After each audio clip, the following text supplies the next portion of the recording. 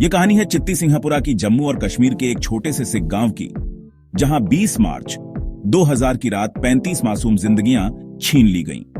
ये कोई साधारण हमला नहीं था, ये एक सोचा समझा नरसंहार था जिसने पूरे देश को हिलाकर रख दिया। क्यों हुआ यह हमला, किसने किया और इसके बाद क्या बदला, आइए उस रात के अंधेरे में उतरते हैं। चित्ती सिंहपुरा अनंतनाग जिले का एक छोटा सा गांव। यहां करीब 200 सिख परिवार रहते थे जो अपनी जिंदगी सादगी से जी रहे थे। खेतों में काम, गुरुद्वारे में प्रार्थना और बच्चों के लिए बेहतर भविष्य की उम्मीद, बस यही थी उनकी दुनिया। उस रात 20 मार्च 2000 को गांव में एक अजीब सा सन्नाटा था। लोग अपने घरों में थे, महिलाएं रसोई में खाना बना रही थीं, बच्चे होमवर्क कर रहे थे और बुजुर्ग रेडियो पर खबरें सुन रहे थे। खबरें थीं अमेरिका के राष्ट्रपति बिल क्लिंटन की भारत यात्रा की। अगले दिन वो भारत आने वाले थे। 22 साल बाद किसी अमेरिकी राष्ट्रपति का दौरा। गांव में लोग बात कर रहे थे कि शायद ये दौरा कश्मीर में शांति लाए, लेकिन इस सन्नाटे के पीछे एक खौफनाक साजिश पनप रही थी। शाम करीब 7:15। बिजली गुल थी, अंधेरा और सन्नाटा। तभी 20-25 लोग भारतीय सेना की वर्दी में सैन्य गाड़ियों में गांव में दाखिल हुए। वो 2 ग्रुप में बंट गए। एक ग्रुप गांव के एक छोर पर, जहां एक गुरुद्वारा था, और दूसरा ग्रुप दूसरे छोर पर, जहां दूसरा गुरुद्वारा था। उन्होंने घर घर जाकर लोगों को बाहर निकाला। वो खुद को सेना का जवान बता रहे थे। बोले, सिक्योरिटी चेक के लिए पुरुषों को बाहर आना है। लोग भरोसा करके बाहर आए। आखिर सेना तो उनकी रक्षा के लिए थी ना। लेकिन उस रात वो भरोसा टूट गया। आतंकवादियों ने 35 पुरुषों को 2 गुरुद्वारों के पास लाइन में खड़ा किया।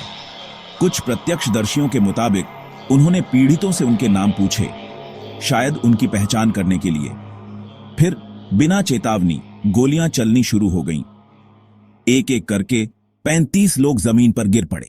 खून से गुरुद्वारे की जमीन लाल हो गई। चीखें, रोने की आवाजें और फिर सन्नाटा। उस रात 35 परिवारों के सपने, उनकी हंसी, उनकी उम्मीदें सब खत्म हो गईं। एकमात्र जीवित बचे व्यक्ति नानक सिंह ने बताया कि कैसे वो अपने बेटे और भाई के शवों के बीच छिपकर बचे। उनके परिवार के 7 लोग मारे गए। अब सवाल, ऐसा क्यों हुआ? चित्ती सिंहपुरा के इन सिख ग्रामीणों का क्या कसूर था? इसके लिए हमें 1990 के दशक के कश्मीर को समझना होगा। 1989 से कश्मीर में उग्रवाद चरम पर था। लश्कर-ए-तैयबा, हिजबुल मुजाहिदीन जैसे संगठन हिंसा फैला रहे थे। भारत सरकार का मानना है कि यह हमला लश्कर-ए-तैयबा ने किया। कुछ लोग कहते हैं कि यह हमला बिल क्लिंटन की यात्रा से ठीक पहले इसलिए हुआ ताकि कश्मीर मुद्दे को दुनिया की नजरों में लाया जाए। 2010 में लश्कर के सहयोगी डेविड हेडली ने एनआईए को बताया कि इस हमले में लश्कर का हाथ था। उसने मुज्जमिल नाम के आतंकवादी का जिक्र किया, जिसने कथित तौर पर इस नरसंहार को अंजाम दिया। मकसद था सांप्रदायिक तनाव पैदा करना। लेकिन कहानी यहीं पेचीदा हो जाती है। प्रत्यक्षदर्शियों ने कहा कि हमलावर दक्षिण भारत के लोगों जैसे दिखते थे और हिंदी में भारत माता की जय जैसे नारे लगा रहे थे। कुछ स्थानीय लोगों और मानवाधिकार संगठनों ने भारतीय सेना पर सवाल उठाए क्योंकि हमलावर सेना की वर्दी और गाड़ियों में आए थे।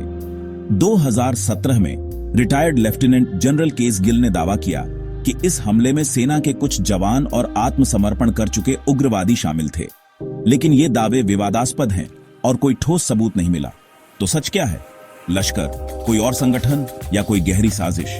25 साल बाद भी चित्ती सिंहपुरा के लोग जवाब ढूंढ रहे हैं। किसने किया ये हमला? भारत सरकार ने शुरू से लश्कर-ए-तैयबा को जिम्मेदार ठहराया। एक पाकिस्तानी नागरिक मोहम्मद सुहेल मलिक, जो लश्कर के संस्थापक हाफिज सईद का रिश्तेदार था, को 2000 में गिरफ्तार किया गया। उसने न्यूयॉर्क टाइम्स के पत्रकार बैरी बेयरक को बताया कि उसने हमले में हिस्सा लिया। लेकिन बैरी ने उस बयान की सत्यता पर सवाल उठाए और दिल्ली की अदालत ने मलिक को बरी कर दिया। अनंतनाग पुलिस ने स्थानीय मोहम्मद याकूब मगरे को संदिग्ध माना, लेकिन उसे कभी आरोपित नहीं किया गया। दो अन्य पाकिस्तानी मोहम्मद सुहैल मलिक और वसीम अहमद को गिरफ्तार किया गया, लेकिन सबूतों के अभाव में छोड़ दिया गया।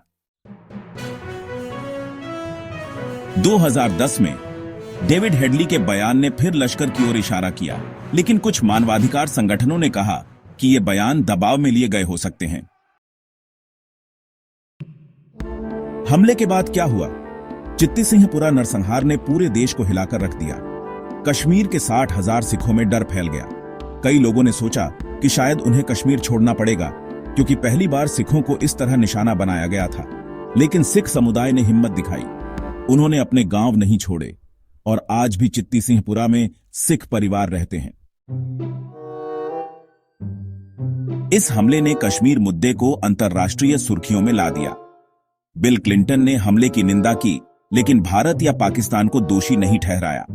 भारत ने इसका इस्तेमाल करके पाकिस्तान पर दबाव बनाया, ये कहकर कि लश्कर जैसे संगठन वहां से ऑपरेट करते हैं। तत्कालीन प्रधानमंत्री अटल बिहारी वाजपेयी ने क्लिंटन के सामने पाकिस्तान की भूमिका का मुद्दा उठाया। स्थानीय स्तर पर हालात और बिगड़ गए। हमले के बाद पास के पठरीबल गांव में सेना ने 5 स्थानीय लोगों को मार डाला। दावा किया कि वो चित्ती सिंहपुरा के हमलावर थे, लेकिन 2006 में सीबीआई जांच में पता चला कि यह फर्जी मुठभेड़ थी। इससे स्थानीय लोगों में सेना के खिलाफ गुस्सा बढ़ गया। 9 अप्रैल 2000 को इस फर्जी मुठभेड़ के खिलाफ प्रदर्शन कर रहे 8 कश्मीरियों को सेना ने गोली मार दी। यानी एक नरसंहार के बाद और हिंसा और गलतियां। भारतीय सेना और सरकार ने क्या किया? हमले के बाद सेना और जम्मू कश्मीर पुलिस ने बड़े पैमाने पर ऑपरेशन शुरू किया। अनंतनाग और आसपास के इलाकों में तलाशी अभियान चलाए गए। कई संदिग्धों को हिरासत में लिया गया, जिनमें मोहम्मद सुहैल मलिक और वसीम अहमद शामिल थे। सरकार ने दावा किया कि लश्कर के आतंकवादी इसके पीछे थे और जांच सीबीआई को सौंपी गई।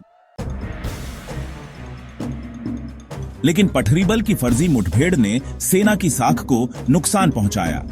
सीबीआई ने पाया कि राष्ट्रीय राइफल्स के 5 जवानों ने 5 बेगुनाह कश्मीरियों को मार डाला, उन्हें चित्ती सिंहपुरा का आतंकवादी बताकर। इसने स्थानीय लोगों का भरोसा और तोड़ दिया।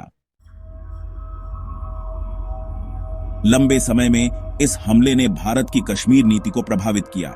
सरकार ने उग्रवाद से निपटने के लिए सख्त कदम उठाए। सेना की तैनाती बढ़ाई गई और एएफएसपीए को और सख्ती से लागू किया गया। लेकिन मानवाधिकार संगठनों ने एएफएसपीए के दुरुपयोग पर सवाल उठाए। इस हमले ने सिख समुदाय के नजरिए को भी बदला। पहले कश्मीर में सिखों को ज्यादातर उग्रवादी हमलों से बख्शा जाता था, लेकिन इस हमले ने उन्हें भी असुरक्षित महसूस करवाया। फिर भी सिख और मुस्लिम समुदाय ने मिलकर सांप्रदायिक सौहार्द की मिसाल दी। स्थानीय मुस्लिमों ने सिखों के साथ एकजुटता दिखाई।